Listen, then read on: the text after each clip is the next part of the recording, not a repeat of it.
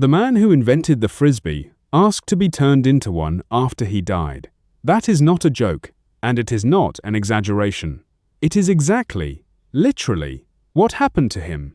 Walter Morrison first sketched out the idea back in the 1940s. He noticed something small happening on ordinary beaches. People were tossing popcorn tin lids back and forth for fun. Pie tins worked just as well, so people threw those around too. It was casual, cheap entertainment. Nothing more than that at first. Most people watching would have shrugged and kept walking. Morrison did not. He figured a purpose-built version could fly better than any battered tin lid ever could, so he spent years refining the shape by hand. He tweaked the curve of the rim, again and again. He adjusted the weight distribution for smoother, more predictable flight. This was not a quick idea scribbled once and forgotten. It was a slow, patient obsession stretched across years of trial and error. He tested different rims, different weights, different edges. Small changes mattered more than people expected. A slightly different curve changed how the disc caught the wind entirely. Eventually, he sold the finished design outright to a toy company. Wham-O picked it up and ran with it. They released it in 1957 under a brand new name. They called it the Frisbee, and it took off almost immediately. Over the following decades, it sold hundreds of millions of units worldwide. It became one of the most recognized toys on the entire planet. Kids across dozens of countries grew up throwing a shape one man perfected alone on a beach. That scale of success is rare for any single invention. Most people who tinker with an idea on a beach never see it again.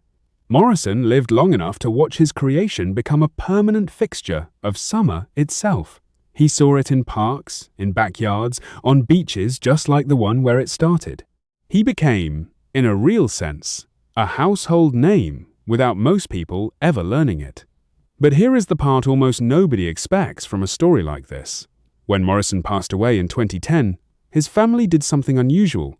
They chose to honor a specific request he had made while he was still alive.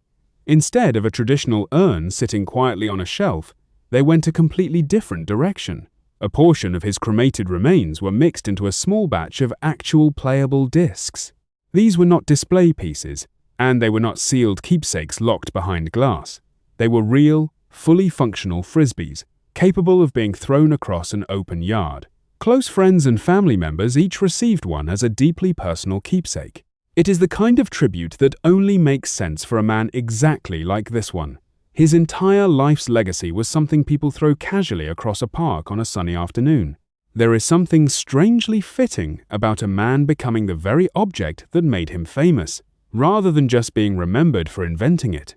Morrison reportedly loved this idea long before he ever actually needed it. He treated it as a fun personal joke, not anything heavy or morbid. He liked simply knowing the option quietly existed somewhere in the background of his life, waiting. When the time actually came, his family followed through on it without hesitation. There was no solemn shelf, and no sealed container collecting dust in some closet. Just an ordinary-looking disc, ready to be picked up and thrown across open grass like any other. So, somewhere out there today, a small number of real Frisbees exist.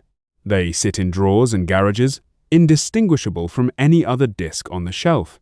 They are quite literally part of the man who invented them decades earlier.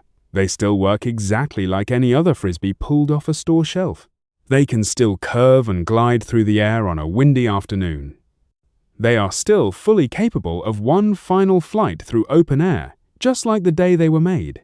The man who invented the Frisbee really did become one, exactly like he wanted. Hit follow if that surprised you.